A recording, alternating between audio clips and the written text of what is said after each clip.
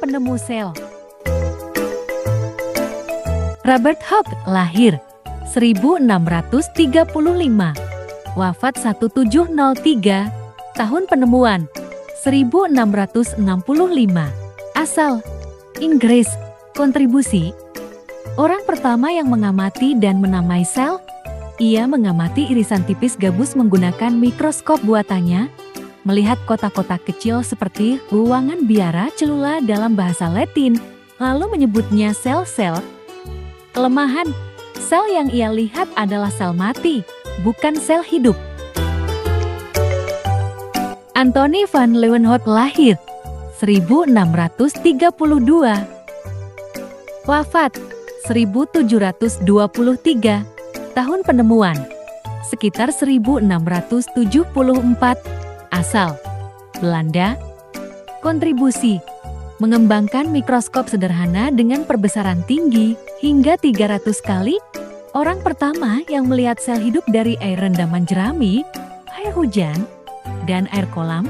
Ia melihat organisme mikroskopis yang ia sebut animalcules, sekarang dikenal sebagai bakteri, protozoa, dan sperma, dikenal sebagai bapak mikrobiologi.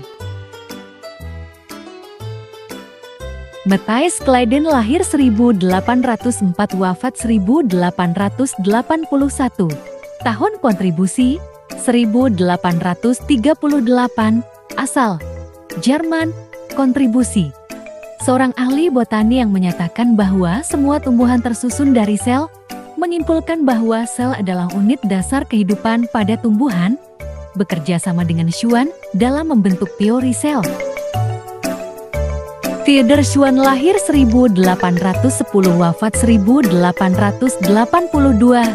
Tahun kontribusi 1839, asal Jerman.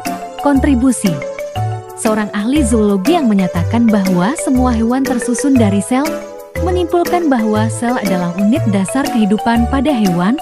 Bersama Claiden, mereka menyusun teori sel modern yang berbunyi: 1. Semua makhluk hidup tersusun atas sel. 2. Sel adalah unit dasar struktur dan fungsi makhluk hidup. Rudolf Virchow lahir 1821, wafat 1902. Tahun kontribusi 1855, asal Jerman. Kontribusi: seorang dokter dan patolog yang menyatakan bahwa sel tidak muncul secara spontan, melainkan berasal dari pembelahan sel sebelumnya. Ia memperkenalkan prinsip omnis cellula, artinya setiap sel berasal dari sel lain, menyempurnakan teori sel yang dibuat oleh Claiden dan Schwann, berperan besar dalam pemahaman pembelahan sel dan penyakit pada tingkat sel.